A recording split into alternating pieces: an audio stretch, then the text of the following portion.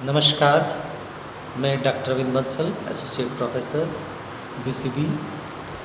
जैसा कि हम रिसर्च पे पिछले कई दिनों से बातचीत कर रहे हैं, आज हम रिसर्च के एक मेथड, डिडक्टिव मेथड और इंडक्टिव मेथड पे बात करेंगे। आगमन पद्धति और निगमन पद्धति। सामाजिक घटनाएं विशेष रूप से समाजशास्त्र में समझने का प्रयास किया जाता है और हम ये जानते हैं सामाजिक घटनाएं बहुत अधिक जटिल होती हैं। कई बार ये घटनाएं समझ में नहीं आती, कौन सी घटना सामान्य घटना है, कौन सी घटना विशिष्ट घटना है, किस घटना को कैसे समझना है, ये एक दिक्कत भरा सवाल रहता है। ऐसे में हम इंडक्टिव मेथड और डिडक्टिव मेथड के जरिए इसको समझने का प्रयास करते हैं। जैसा कि हम जानते हैं, आगमन पद्धति एक तरह से ऐतिहासिक पक्ष से संबंधित है, अर्थात हम अतीत की घटनाओं के आधार पर वर्तमान को समझने का प्रयास करते हैं। हम ये जानते हैं कि कोई भी घटना अचानक घटित नहीं होती, उसके पीछे एक लंबा चौड़ा इतिहास हो सकता है, क्योंकि पहले वो घटना किसी दूसरे रूप में घटित हुई, बाद में वो घटना तीसरे रूप में घटित हुई। यानी कहने का मतलब यहाँ पर ये है कि घटनाएं एक लंबे चौड़े प्रोसेस से होकर गुजरती हैं। ऐसे में हमको उसके इतिहास को समझना होगा। जब हम उसके इतिहास को समझ लेंगे तो हम वर्तमान को समझ सकते हैं। एक तरह से कहा जाए, आगमन पद्धति यहाँ पर विशेष घटनाओं पर जोर देती है। विशेष घटनाएं क्या होती हैं, उससे सामान्य निष्कर्ष पर जाने का प्रयास करती है। जैसे कि हम कह सकते हैं, रमेश मरता है।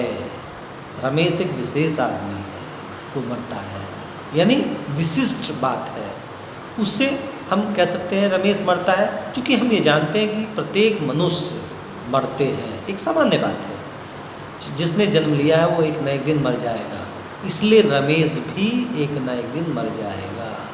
रमेश चूँकि विशिष्ट था, विशिष्ट से हमने सामान्य बात के आधार पर उस चीज़ को समझने का प्रयास किया। यानी हमने जब आगमन पद्धति की बात करते हैं तो हम विशेष से सामान्य की तरफ बात जाते हैं, अर्थात हमारे समाज में जो विशेष बातें हैं उनको उनसे हम सामान्य तक की आके उस चीज़ को समझने का प्रयास करते हैं। इस पद्धति को हम आगमन पद्धति कहते हैं। दूसरी तरफ निगमन पद्धति। निगमन पद्धति क्या होती है? जब हम निगमन पद्धति की बात करते हैं तो यहाँ पर हम विशेष से सामान्य की तरफ बात नहीं करते हैं, बल्कि सामान्य से विशेष की बात करते हैं। सामान्य से विशेष की बात मतलब, जैसे कि हम कह सकते हैं, प्रत्येक मनुष्य एक न एक दिन मर जाता है, अर्थात मनुष्य मरणशील प्राणी है। एक सामान्य बात है, प्रत्येक व्यक्ति जानता है कि मनुष्य मरणशील प्राणी है। ऐसे में हम ये कह सकते हैं कि रमेश, श्याम, जो भी एक विशिष्ट व्यक्ति हैं, वो भी एक दिन मर जाएंगे। यानी हमने बात की सामान्य से विशिष्ट की तरफ। ऐसी स्थिति में हम जब आगमन पद्धति की बात करते हैं तो विशेष से सामान्य की तरफ बात करते हैं, जब निगमन पद्धति की बात करते हैं तो सामान्य से विशिष्ट की तरफ की बातें करते हैं। इस तरह से हम समाज को समझने का प्रयास कर सकते हैं। यानी समाज को समझने के लिए हमको इन पद्धति के जरिए भी वास्तविकता जानने का प्रयास किया जा सकता है। यानी हम ये लेकिन ये सारी चीज़ें एक तरह से अनुभव सिद्ध सामान्यकरण के आधार पर हो सकती हैं। उसको अनुभव के जरिए जाना जा सकता है।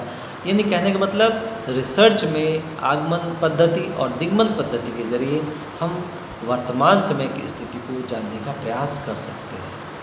वास्तव में ये पद्धति अपने आप में सोसाइटी को समझने के लिए एक महत्वपूर्ण भूमिका अदा कर सकती है। रिसर्च में हमारे रिसर्च स्कॉलर वर्तमान समय में इन पद्धतियों का उपयोग कर रहे हैं। ठीक, आज इतना।